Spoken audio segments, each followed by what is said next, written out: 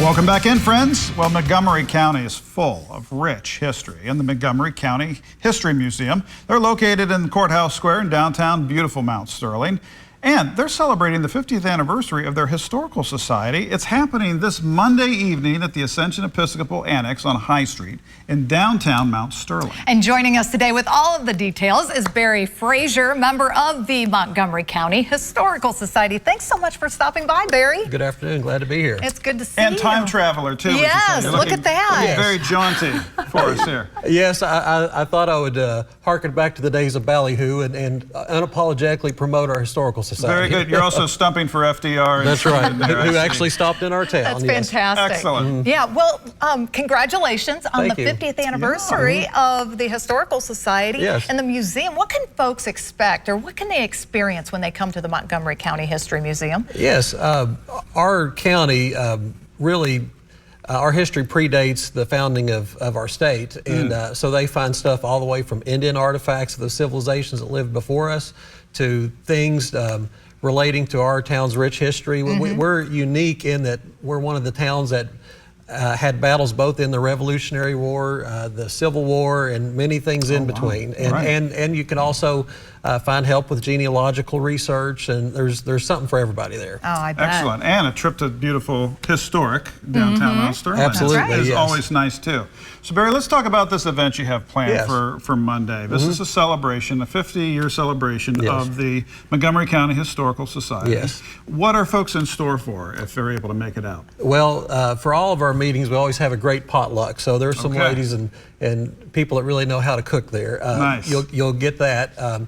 We'll also have several speakers that have been part of our historical society for many years, just highlighting some of the accomplishments of our historical society. We created a museum back in the 80s. We have several historical buildings that we steward, and you'll hear just a little bit about the history of what we've done to procure, preserve, exhibit, and disseminate the history of our community. You do a great job with it too.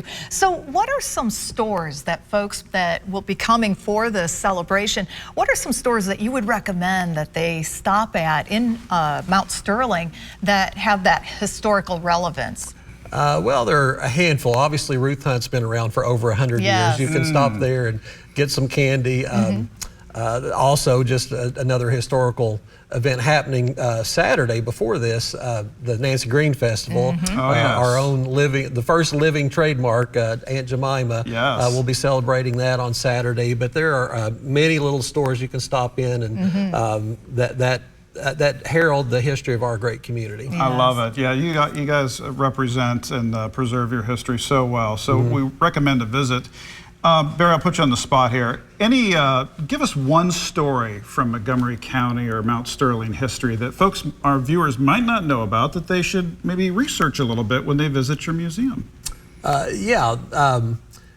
Our town probably changed hands between the Union and Confederate at least a dozen times that we know of during the Civil War. We were part of the Revolutionary War. We were Estill's defeat is at the hands of a band of Wyandotte Indians was a unique thing. Our town has probably more than a dozen Indian mounds that have been preserved, some of them not preserved, and so there's just lots of interesting facts about our town. Right, a lot to dive into. Yeah, it is. And I think Lexington was in the same situation. In fact, I remember reading that a lot of households had both flags, Confederate and Union. And they would just roll them out the window depending on whoever was occupying the city at the time. So a little bit of back and forth there as well. Well, Barry, thanks so much. And how can folks learn more about the event Monday night and decide if they want to come out and participate? You can go to our Facebook page with the Montgomery County Historical Society. That'll tell a little bit about it, and we'll have lots of books. We even have, matter of fact, our own president recently wrote a book